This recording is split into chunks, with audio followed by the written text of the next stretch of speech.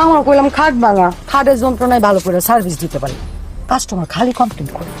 আচ্ছা আমার একটা কথা কত, তোর খাট এক সপ্তাহ পর পর ভাঙ্গে গেলি গা, আর তো কারো খাট ভাঙ্গে না, তোর খাটে তো ভাঙ্গে কে? সবাই কি আর আমার মতো হয়? বুঝছি, তোর এই স্টিলের খাট বানায় দিতে হইব। কাঠের খাট তোর কাছে দিব না, খারা। মাসুদ ভাই, আমার রুমটা অনেক গরম, সার্ভিস দিতে অনেক কষ্ট হয়, আমার এসি লাগাই দিন। ফাটার কোনো চান্স নাই।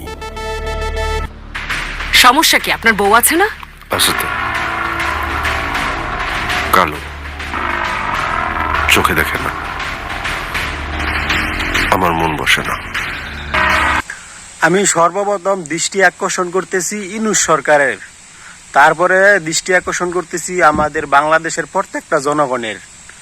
আমার এই ভিডিওটা সর্বোচ্চ শেয়ার, সর্বোচ্চ লাইক করবেন। কি কারণে বলছি আমি এখন বিস্তারিত বলতেছি। এই যে আপনারা আমার এই ভিডিওতে দেখছেন যে জয় নাটকের মাধ্যমে সে কত একটা খারাপ কথা বলছে, যে একটা কন্ডম নিয়ে আসছি, ফাটানোর চান্স আছে কিনা।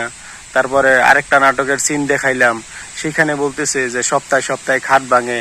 তো নায়ক বলতেছে যে তোর খাটে তো ভাঙে কেন সপ্তাহে সপ্তাহে। সে বলতেছে সে অনেক হট, এই জন্য আম পাবলিক তার খাট ভাঙ্গালায়, মানে এটা মূলত পতিতালয় বুঝাচ্ছে। তো আমাদের যুব সমাজকে তো ধ্বংস করে ফেলবে, আমাদের যুব সমাজের দৃষ্টিভঙ্গি নষ্ট করে ফেলতেছে এইসব অসামাজিক নাটক ছবির মাধ্যমে। ঠিক আছে, আপনারা আইনগতভাবে ব্যবস্থা নেবেন যারা সরকারি লোক আছেন। আইনি সরকারের দৃষ্টি আকর্ষণ করতেছি। ঠিক আছে, এই যে জয় এর আগে দেখতাম কত সুন্দর টকশো করতো, আর সে এখন অসামাজিক নাটক বানাচ্ছে কিছু টাকার জন্য, কিছু ভিউর জন্য। ঠিক আছে, আমাদের এই মুসলিম দেশটাকে নষ্ট করে ফেলতেছে। এইটা কোনোদিনই হইতে পারে না। আপনারা সর্বোচ্চ লাইক কমেন্ট শেয়ার করবেন।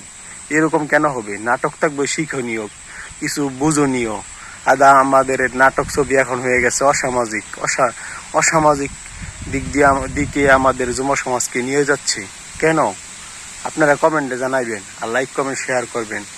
অনেক কিছুই তো অনেক সময় লাইক কমেন্ট শেয়ার করছেন, এবার ভালো কিছু লাইক কমেন্ট শেয়ার কইরা নিজের দেশকে বাঁচান, নিজে বাঁচুন, নিজের ভবিষ্যৎ ছেলে সন্তান ভাই ব্রাদারকে বাঁচান।